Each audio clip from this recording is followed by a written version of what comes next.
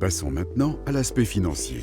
Pour calculer le montant de votre indemnité de chômage, c'est-à-dire le montant que vous percevrez, il faut tout d'abord déterminer la valeur de votre gain assuré qui constituera la base de calcul.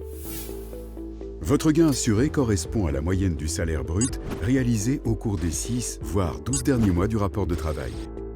La moyenne qui vous est la plus favorable est utilisée comme base de calcul. La moyenne de ce gain assuré ne peut pas être inférieure à 500 francs ou supérieure à 12 350 francs par mois. David a gagné 6 500 francs au cours des 12 derniers mois, plus un 13e salaire.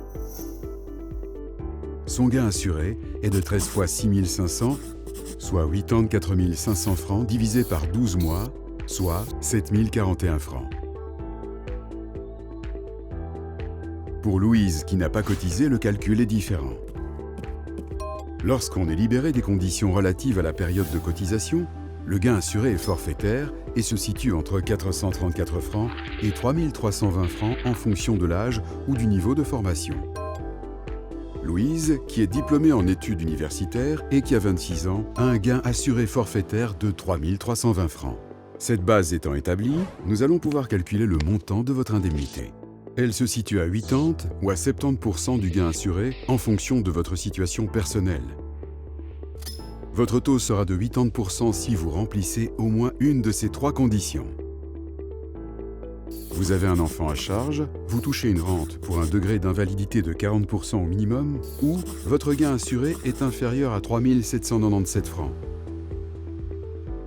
Votre taux sera de 70% si vous ne remplissez aucune de ces 3 conditions. David a un enfant à charge. Il rentre dans la tranche à 80%, ainsi que Louise, dont le gain assuré est inférieur à 3 797 francs. L'assurance chômage indemnise des jours ouvrables, du lundi au vendredi, soit en moyenne 21,7 jours par mois. Pour obtenir le montant journalier, il faut donc diviser l'indemnité mensuelle par 21,7.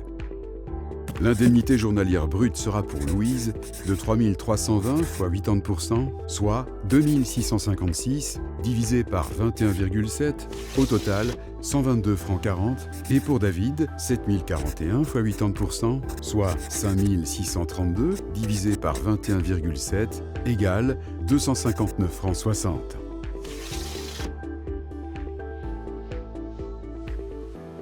L'indemnité mensuelle brute varie ensuite chaque mois en fonction du nombre de jours ouvrables du mois.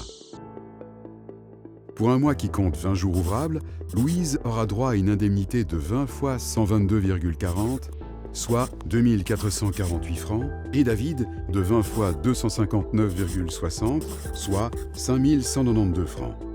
En revanche, pour un mois qui compte 23 jours ouvrables, Louise percevra 2 815,20 et David 5 970,80. Enfin, de l'indemnité journalière brute seront déduites les cotisations AVS, AI, APG, l'assurance accident obligatoire, la LPP pour la part risque invalidité et d'autres cotisations selon la participation de votre canton de domicile. Si vous avez un doute par rapport à votre situation personnelle, n'hésitez pas à en parler à l'un de nos gestionnaires qui vous répondra précisément.